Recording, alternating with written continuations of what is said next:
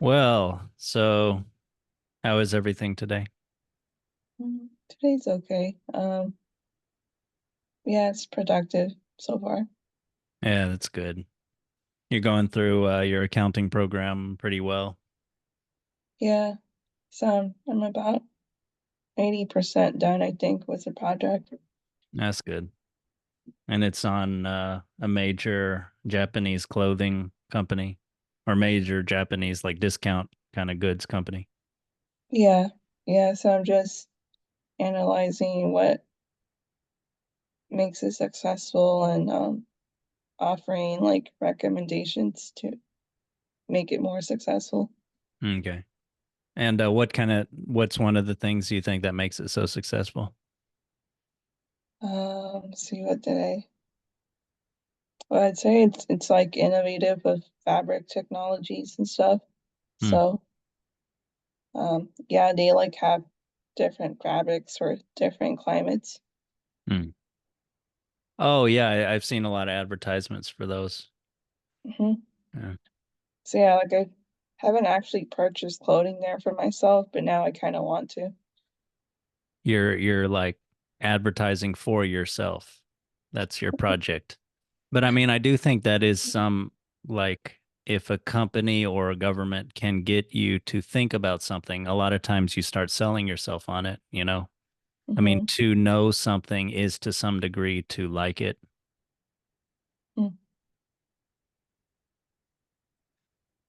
Yeah. So you think you're going to be able to be an accountant and not be bored?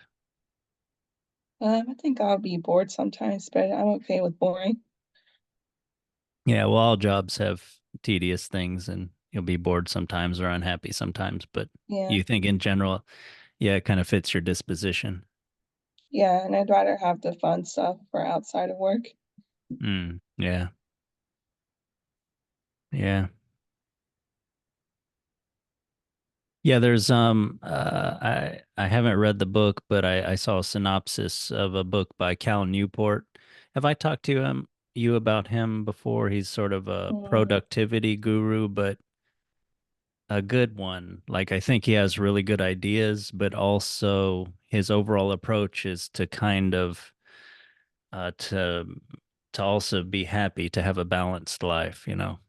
hmm Um, I remember the name sort of, but yeah, I don't know much about him. Yeah, he's good. I recently bought a book of his and read through a lot of it and gave it to a student that is very smart and productive, but also I'm afraid she is already or she's on the path to being burned out, you know, and sort of yeah, yeah.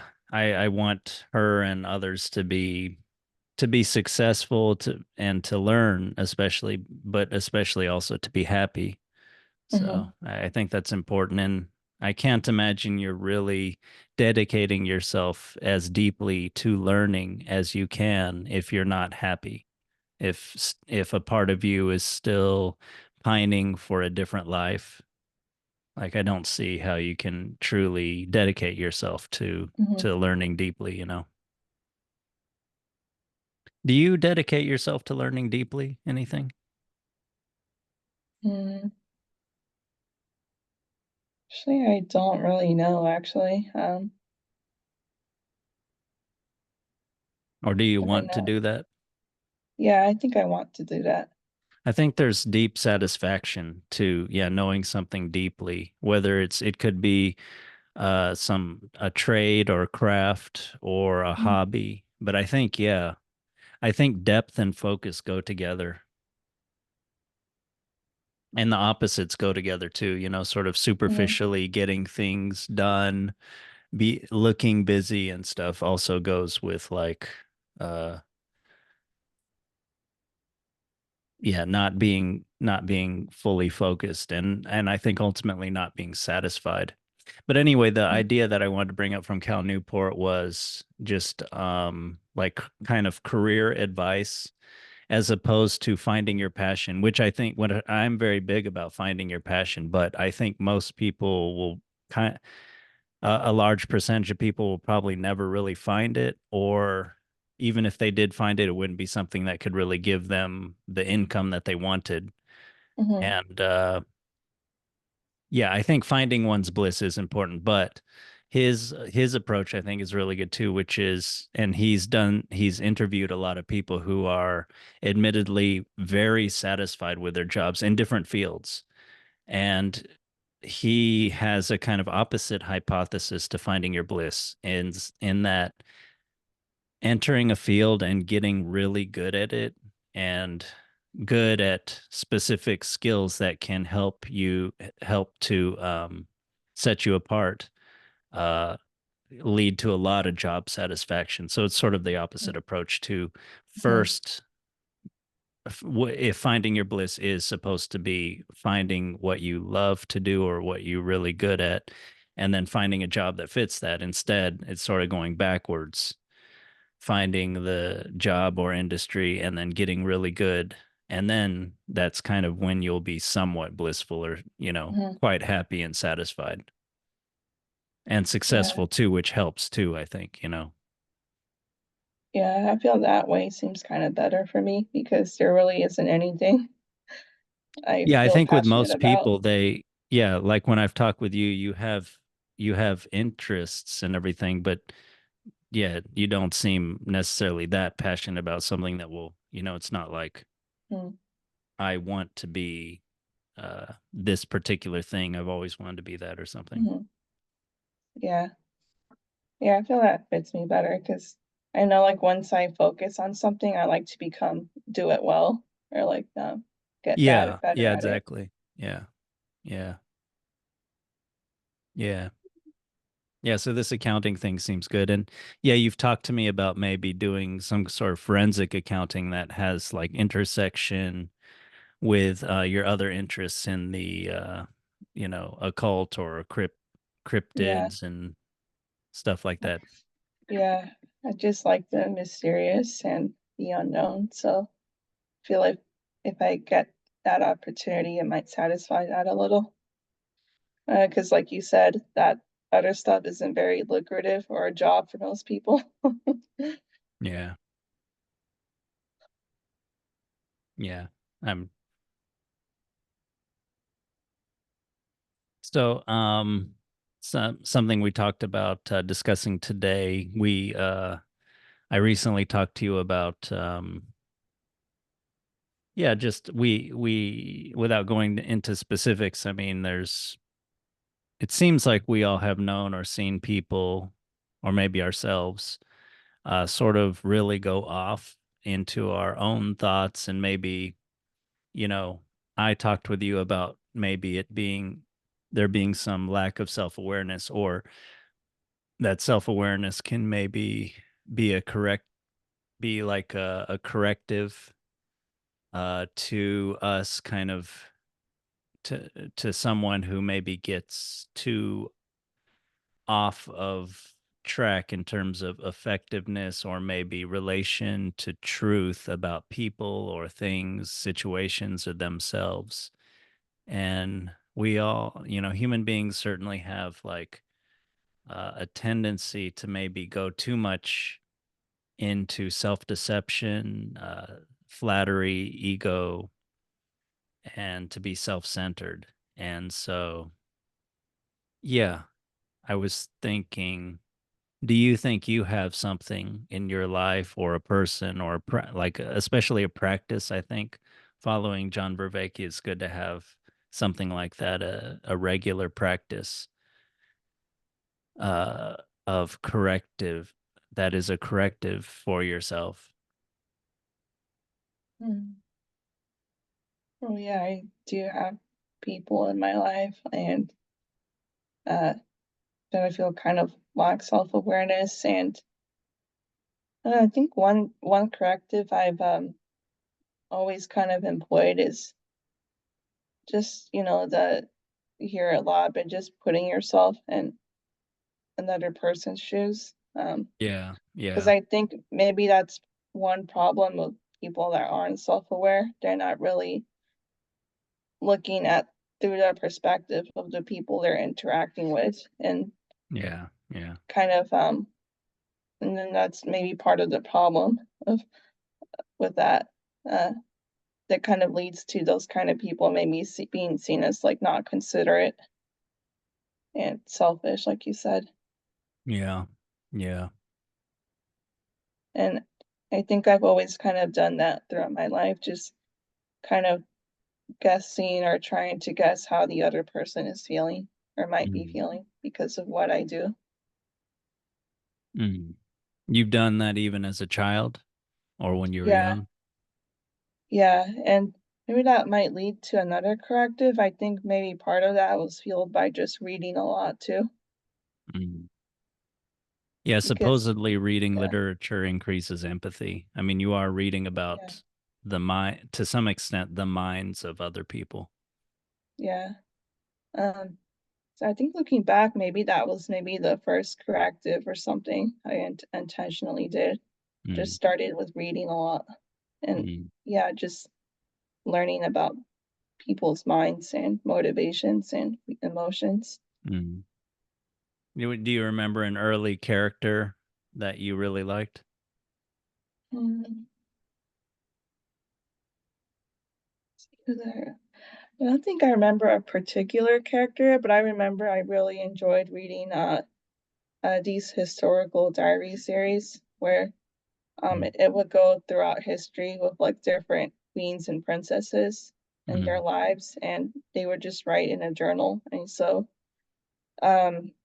there was one for Marie Antoinette or Mm. Cleopatra or all these other big historical figures as little girls writing in their diaries. So And I that's enjoy that a lot. imagined, I would imagine, but imagined diaries. But yeah, diary itself is a genre that is supposed to be reflective. I mean, Mhm, one is reflecting on one is relating and reflecting on one's experiences and relating one mhm. thoughts to.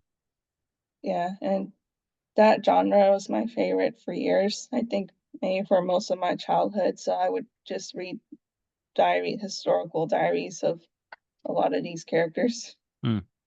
for It's a long funny, I time. didn't even know there was such a genre, but it makes sense. It would make it much more relatable, I think, Mhm, than just the outside events and the politics and from, mhm, sort of a God's eye view. mhm. Anything that still stands out to you that, or something you think might have influenced you later on? So yeah, there was the reading, then yeah, that built up to putting myself in people's shoes. And what was the next thing? We mentioned this a lot too, but just I think just having a religious foundation helped too. Um, since I think It's corrective of the behavior and corrective, yes. like the Um, confession and things.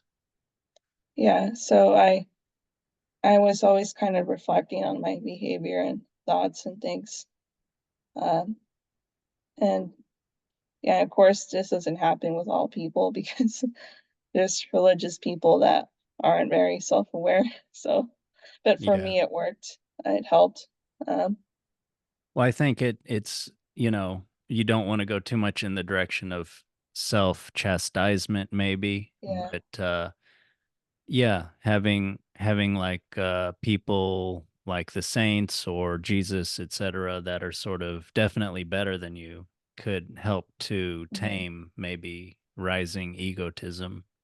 And as long as you're not overly judgmental of other Hmm. people, which I think can start to kind of build your ego and Yeah. blind yourself to your own faults, which is funny because like Jesus directly said like do not judge. It's pretty clear, lest ye be judged, and Hmm.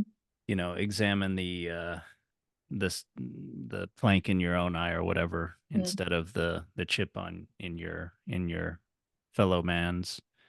But yeah, people have a negativity bias, and we can Hmm. definitely the overly judgy, kind of holier than thou religious Hmm. people can make more of an impression on us maybe than Hmm. the a lot of other people who are more quietly devout and humble and so forth. Hmm.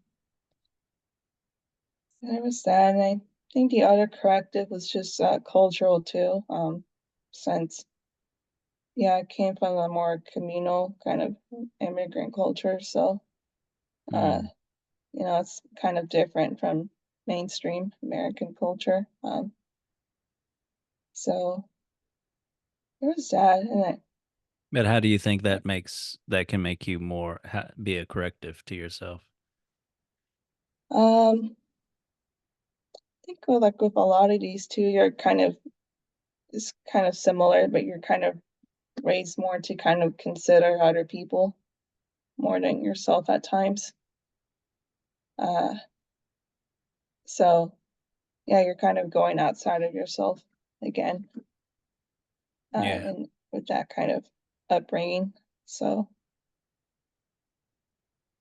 uh, but yeah, I think all these sorts of correctives helps, but I kind of think of it as a sliding scale, though. I think in my case, I kind of went too far off in the other direction of being so self-aware. I became self-conscious, Yeah. and and then and so it's not all.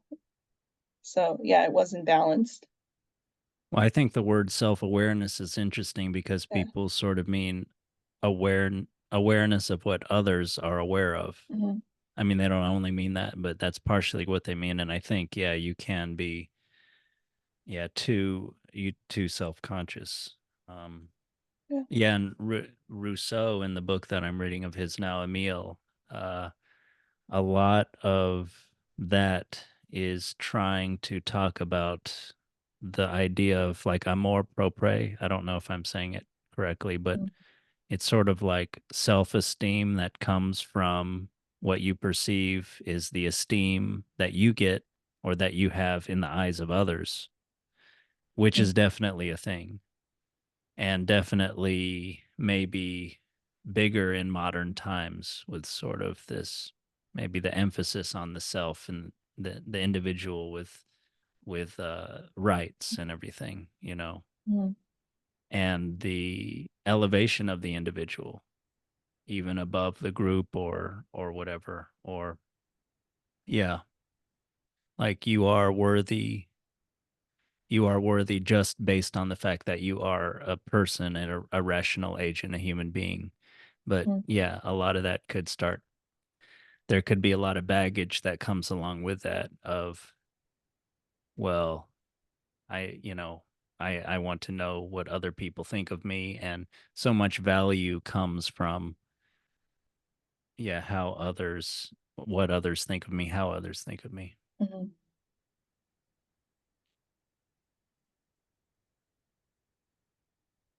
Well, how do you think you can, what's helped your self-consciousness?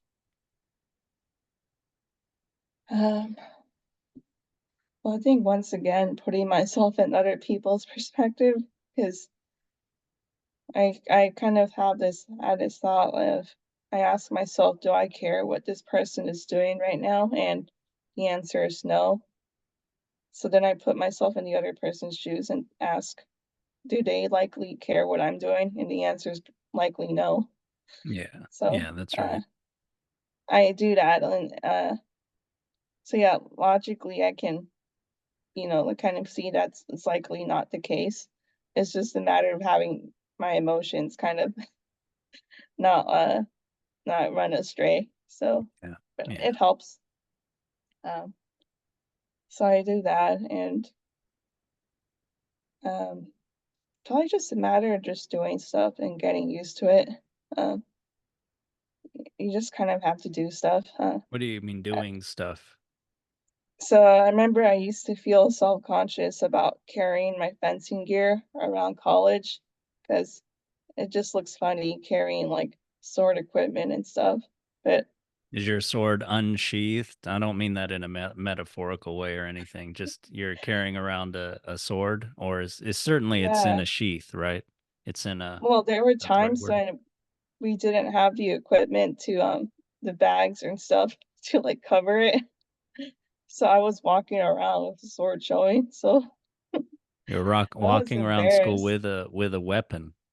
Yeah, but I got so used well, yeah, some people, they were got funny looks or comments, but over time, I just kept I'm sure the having to look do of it, so horror on your face, like, uh, disarmed people, so to speak, was yeah, so disarming.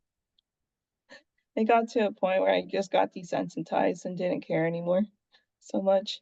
So, uh, yeah, with self-awareness, you just kind of have to, I guess, kind of sit with self-consciousness. I mean, just sit with it and Yeah, it'll go. that's Kind of right. like with a lot of the stuff with the waking up type of meditations. So just sitting with that emotion, and Yeah, then you just realize it's just an emotion and it goes away. yeah, that's right.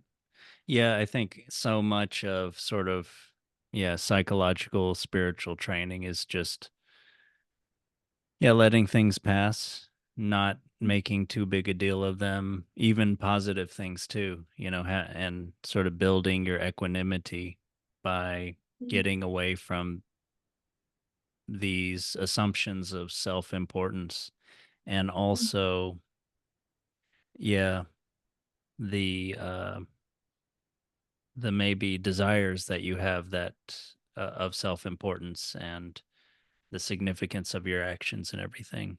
mhm, I mean, meaning in life is very important, but I guess I think of that as more, yeah, something maybe intrinsic and good about something that you do, mhm, but not sort of, yeah, you're not doing things in order to pursue a feeling of purpose or something like that. mhm. I don't know if that's very clear. That makes sense, and I think you just brought up a good point that maybe just a lot of this self-consciousness stuff is just having too much self-importance in your mind Yeah. to where you Yeah. think you're impacting other people That's or on right. their minds. That's right. Yeah. Yeah, this I guess what they say about spiritual experiences and spiritual beliefs, often people get a lot of satisfaction from paradoxically feeling the immensity of, a divine figure or nature, the universe or something like that, Mm, in and the insignificance, the smallness of themselves in relation to that, and getting peace from that. I think I'm assuming that a lot of that peace is coming from the cessation of this chattering, egotistical self that you mm, can often be subject to.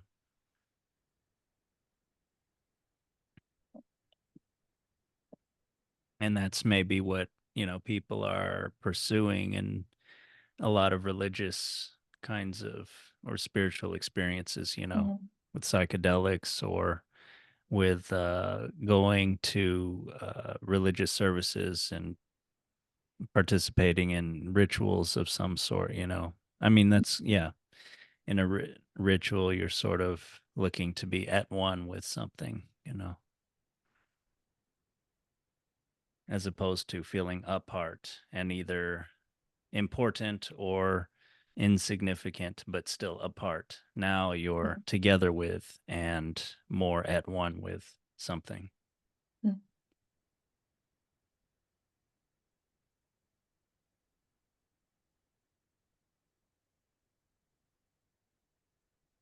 But in terms of a corrective, so it's interesting that you seem to mention mostly things that have to do with behavior or with, especially with maybe what other people are thinking, mm, what states and mm, intentions other people have, or maybe behaviors that they might have.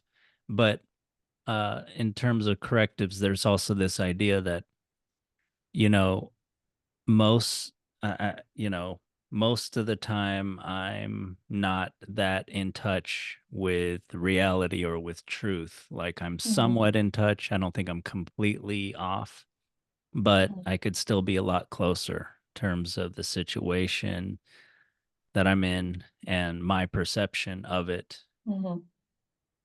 and propositional knowledge just about the universe and things. Mm-hmm. Um, what do you think about that? Do you have a corrective for yourself for that to try to get Like, back on track with truth? um,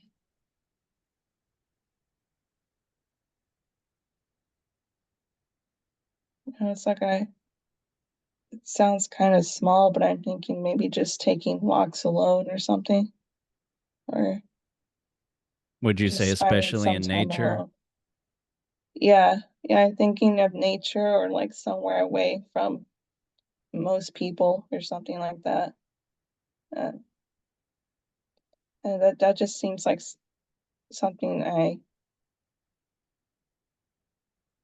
I feel like might be helpful. If you said like as in to help you get back in touch, right, Yeah, with with truth. reality and truth. Yeah, I think something like that. Like I remember when I was in college, it was my routine. Like every night, I would go walk alone for like 40 minutes Hmm, to an hour, almost every day, just that's thinking pretty good. about my life and stuff. Um, Hmm.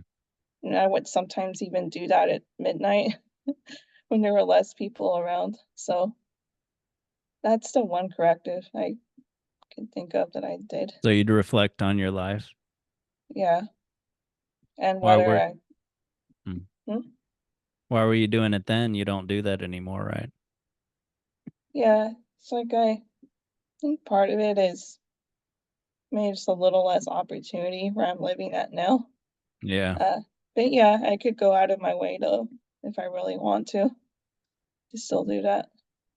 It's one thing, nice thing about college. You're on a campus. It's sort of with people who are ostensibly more about sort of thinking and learning. And yeah, Mhm. there's nice paths. There's not cars everywhere. Yeah, yeah, I The could Davis say campus maybe. is especially big, isn't it? Yeah, Geographically. I think geographically it's the largest UC campus, um, which is why there's so many bikes there too. So, Mhm. yeah, it was a good place for that, and it had nature, lakes, um, just a pretty good place for that. But yeah, yeah, I could think of that as a corrective, and I'm assuming maybe meditation. Uh, Meditation, like what you were just talking about with training the mind to let things pass. And presumably yeah, a lot of those things will be sort of overly egotistical or self-deceptive kinds of thoughts. yeah, because like a lot of those emotions aren't taking you closer to reality. They're kind of taking you away from it into Yeah. this strange world, I guess. Well, That's yeah, not maybe real. the sort of deeper into the narrative of sort of what your brain is telling itself reality is, which is the story that you are at the center of always. Mm-hmm. Yeah, so yeah, it's like your mind is trying to create a false story in those kinds of cases. But yeah, just meditation, I guess, helps with kind of bringing you back to a truer story. Yeah. How do you like the have you done much of that meditation where on the waking up app where he tries to get you to suddenly get a strong sense of the lack of self, like to look for the observer when you're observing and to have the experience that you have that there is no observer. I think I did a little bit of that a long time ago, but I haven't focused on that one. but the meditation I'm more doing now, it's called, I think Original Love. Yeah, Henry So Shukman, that's the yeah, same one who does the Zen koans, right? yeah, so I've been doing that with my people at work, and we all really like it. Like we've stuck to for the series so far. So, Oh, good. I haven't um, done that one.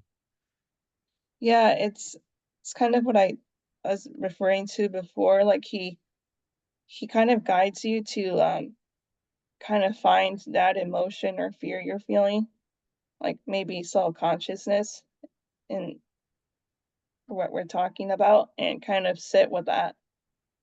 And Mm, yeah, you just feel it wherever you're feeling it physically. And for mm, most people, that's like the abdomen or chest. So I feel it in the chest a lot. So you kind mm, of sit there and feel it, and he tries to get you to just kind of embrace it in your mind with compassion and stuff. mm.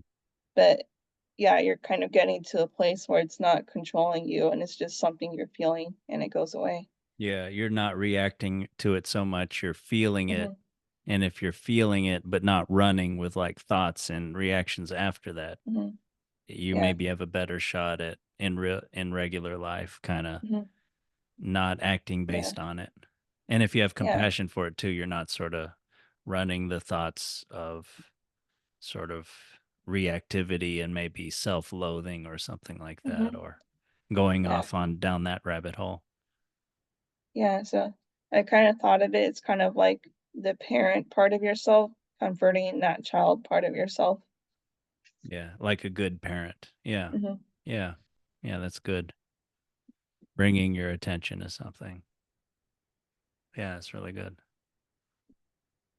So original love, that's the idea of kind of training your mind to not have to sort of not be reactive about the sort of baggage you have, is sort of Hmm. about how you're judging yourself, or Yeah. yeah, Yeah. So seems good. did that, and most recently we focused on the feeling of want. So the things we want in life when so sitting with that feeling and kind of being okay with our reality, our life being as it is now. Mm. So Can you tell? Yeah, that yeah, was keep another going, good please. one. Mm. He refers to it as aversion, actually. So like just aversion is just anything that you're any like wanting that that's you've been kind of feeling with just like having things be different than how they currently are.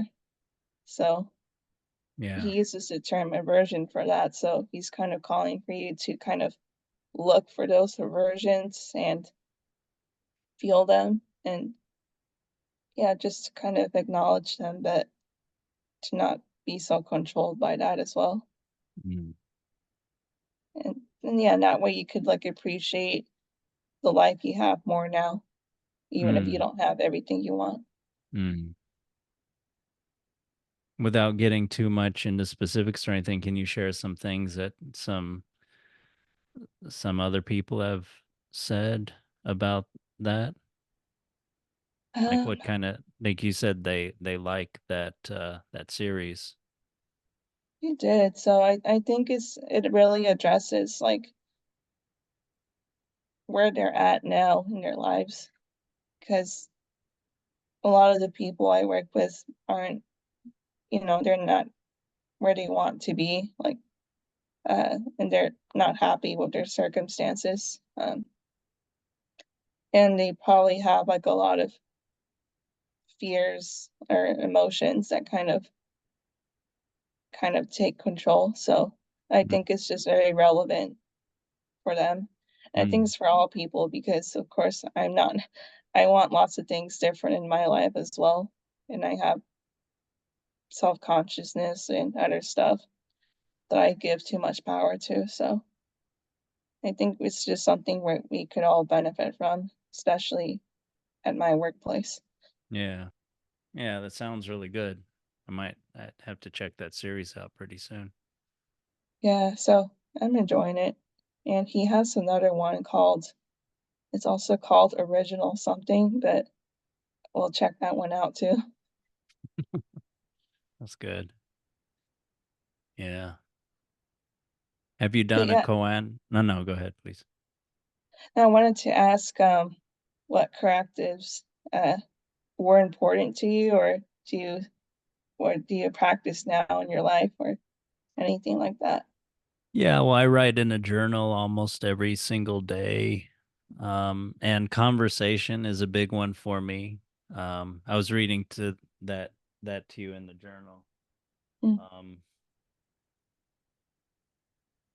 yeah, self-awareness as an aid to knowledge and effectiveness in life as a correctives, and yeah, are there practices that you have that help serve as a corrective? But yeah, to me, conversation is a real big one. It's maybe akin a little bit to some of the things you were saying about meditation, in that you're feeling things and sort of they're flowing through you, but you're in a good conversation. Hopefully, you're not, yeah, reacting or, yeah, bringing up, yeah, you're kind of letting it pass, but you're also trying to build insight into it, which is mhm, maybe a little bit different than simply sitting with it. And of course, those things are, go together, I think, but I mhm, don't think they might not be the same. So those are two big ones. Yeah. Just sort of thinking and writing, journaling, and, and, uh, and conversation. I read philosophy and,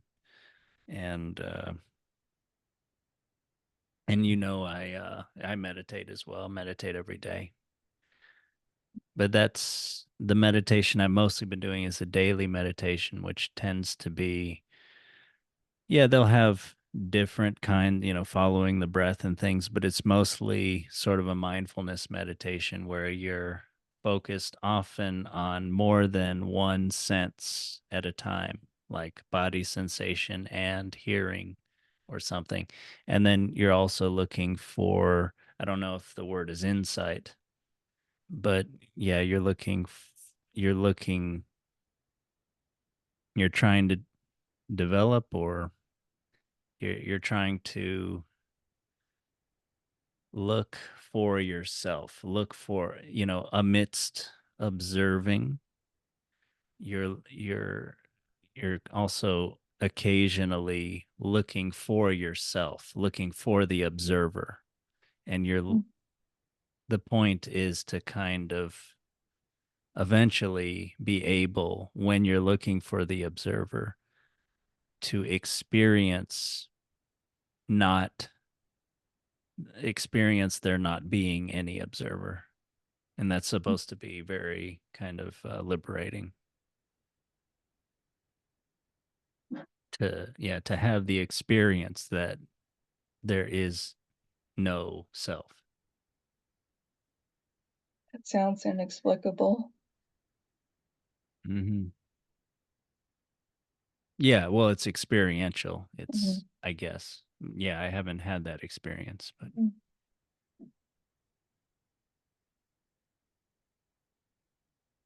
I have had certain sorts of, yeah, senses or some experiences, but I haven't, yeah, I can't say that I've seen mhm. that I sort of don't exist.